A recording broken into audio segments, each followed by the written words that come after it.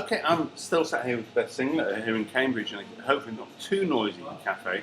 And we've talked about indigo children, but you're generally interested in the relationship between religion and fandom, that aspect of popular culture. What in that interests you? Oh, okay. Or what doesn't you? What do you do? The things that you do. Why? I think because it's a very self-conscious approach to religion.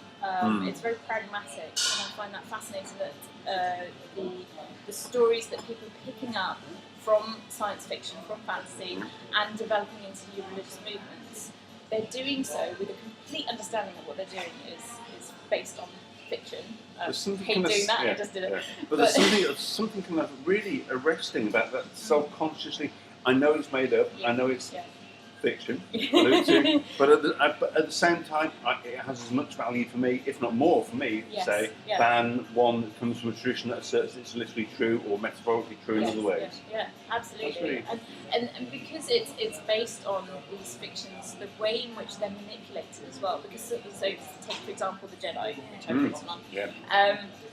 The Jedi material in the Star Wars universe is not fully fleshed out. There are lots of gaps, obviously, because George Lucas quite categorically says he never intended to start a religion with Jedi. Yeah, it's not like Tolkien or something with an entire backstory. Exactly, there's no Silmarillion. Well, I mean, there's obviously a huge reference text for the Star Wars universe.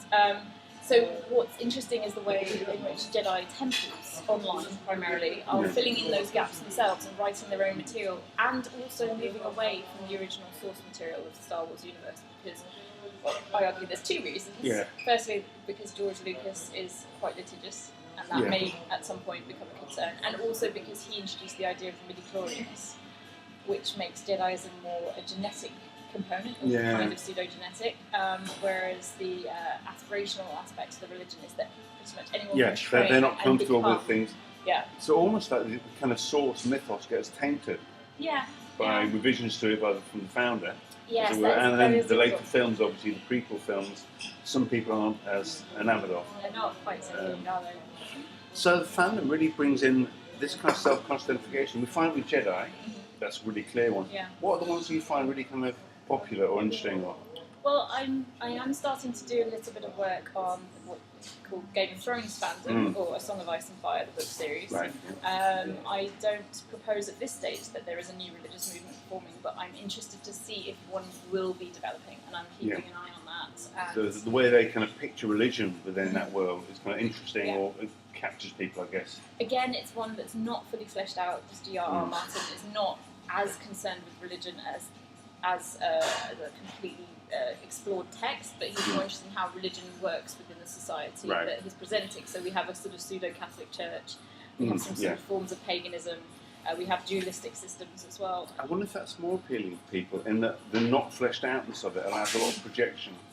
Yes, I mean, he does give some details. So, for example, the Faith of the Seven has the 7 different aspects of the one God, very Trinitarian-esque. And he does provide details of something called a Maiden's Day, which is specifically for those young women who have blossomed, so forth, but not yet married. There you go. But he doesn't provide details of the days of the other 6 gods. So, in theory, you could extrapolate specific days relevant to the different deities. So there is space there. Kind of creative role in terms of filling the gaps. Yes. So, as I say, I haven't as yet identified any true religious activity. I suppose the other ones we've seen that immediately come to mind, I think, are things that maybe even perhaps fade in terms of how much they appeal to the current bunch of teenagers. But a few years ago, with all the rage, Twilight, vampiric stuff, whether that's had its day or not. I mean, I noticed the second-hand bookshop near me was full of paranormal romance. Either that's a sign that it's still really popular, or everyone's kind of giving it all to the Red Cross. It's possible. I know J. Gordon Melton has done some work on vampire religion. So he's looked at the Twilight phenomena and linked it to Mormonism and those two things. Yes, I mean, there are certain points in history where particular things are popular. I mean, we look at the Church of All Worlds, Heinlein's Stranger in a Strange Land, really appealed to the 60s and 70s communal culture and the idea of sharing and that side of things, and less familiar now. I mean, I talk about the Church of All Worlds in some of my presentations, and few people don't really know behind it. Comes back to what we were saying before about the indigo children. There's an idea that caught the wind at the right time. There's a time of optimism, of children, and new age and things. And now it might be something violent and darker and nihilistic like Game of Thrones. It's much more what I feel like that. That might is be possible. me. It's possible. Or we could see there is certainly out there zombie churches. How that is theologically worked out is not clear, but there is a sort of apocalyptic tone to science fiction and fantasy now that has to be recognised, and that will probably lead into pop culture religions that are a little bit more that way. Yeah, I think that. Plus, I suppose there's something communal about a lot of those kind of things, and now a lot of this, at least a lot of the narrative I see around things like other kin, and things that I know other people have been research on, seems very much individualistic about making themselves stand out, perhaps. Yes and no. I mean, I haven't done as much work on other kin as other people you've interviewed. People you've interviewed. I was talking to Nisha about it. I'd suggest that identifying with species of animals does bring you together in a sense that you can find other people who are similar as well, or just similar in the sense that they're interested in being other kin. Yeah, so particularly over the web, you're allowed to form that kind of sense of community, one where you stand out locally.